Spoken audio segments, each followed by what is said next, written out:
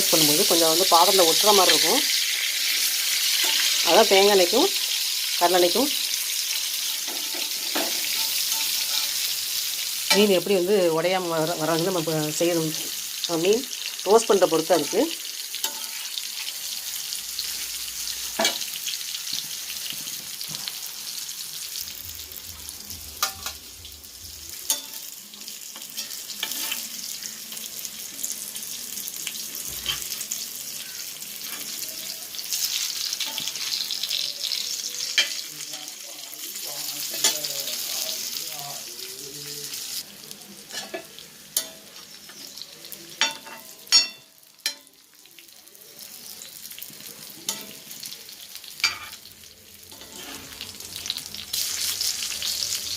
First ஊற்றினேன் தேங்காய் தான், அதுக்கப்புறம் எண்ணெய் ஊற்றலை.